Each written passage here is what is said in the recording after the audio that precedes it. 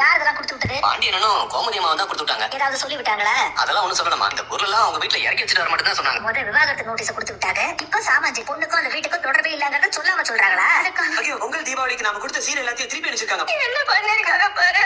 பொண்ணு போன துணிமணி பாத்திரம் எல்லாத்தையும் கொடுத்துட முடியும். தொலைஞ்சு போன என் பொண்ணோட வாழ்க்கையை அவங்களால திரும்ப கொடுத்துட முடியுமா? யோ, என் பொண்ணு வாழ்க்கைக்கு என்ன பதில் சொல்லுவாங்க உங்க பாண்டி அண்ணாவும் கோமதி அம்மாவும்? என்ன கேட்டா எனக்கு என்னமா தெரியும்? நாங்க போக வைப்பேன். அது எப்படி பாக்க முடியும்? முடியா மனசு இருந்தா எல்லாம் முடியும். இவ கழுத்துல மாப்பிள கட்ட தாலி இன்னும் அப்படியே தானே இருக்கு. அதுக்கு அவங்க பதில் சொல்லித்தானே ஆகணும். இவளை வீட்டுல சேர்த்துக்கிட்டு ஆகணும். அந்த கேஸ் மறுபடியும் கோர்ட்டுக்கு வரும். சித்தப்பா அப்பாவும் சித்தப்பாவும் வீட்டுல தானே இருக்காங்க. ஆமாமா, வீட்டுல தான் இருக்காங்க. நான் வீட்டுக்கு போகட்டுமா? ஏய், எந்த வீட்டுக்குடி?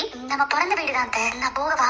நான் போய் பேசி பார்க்கவா? கோர்ட்ல இருந்து வீட்டுக்கு வந்த பிறகு நம்ம கிட்ட சுத்தமா பேசவே இல்ல. இந்த பிரச்சனைக்கு முன்னாடி எப்படி இருந்தாங்களோ அதே மாதிரி ஆயிட்டாங்க. இப்ப வேற என்ன பண்ணணும்னு சொல்ற? ஏன்னா உங்ககிட்ட வந்து நல்ல விசாரிக்கணுமா இல்ல பார்க்கும் போதெல்லாம் சல்யூட் அடிக்கணுமா? அத்தை அவங்க அதெல்லாம் செய்ய மாட்டாங்க. ஆனா நம்ம பக்கம் இருந்து எந்த முயற்சியும் எடுக்காம இருந்தா எப்படிக்கா? அப்புறம் விரிசல் பெருசாகி போயிட்டே இருக்கும். மறுபடியும் கொலாய் உடைச்சதுக்கு சண்டை, நியூஸ் பேப்பர் போட்டதுக்கு சண்டை, வண்டியை நிறுத்தினதுக்கு சண்டைன்னு அப்புறம் அப்படி அப்படியே ஆரம்பிக்க வேண்டியது. அவங்களுக்கு தான் நம்ம மேல மனசுக்குள்ள ஒரு ஓரமா பாசம் இருக்குன்னு நமக்கு தெரிஞ்சிருச்சுல்ல. ராஜி முயற்சினால அந்த பாசம் வெளியே வந்தா நல்லது தானே. நாம எல்லாருமே ஒண்ணு ஒண்ணா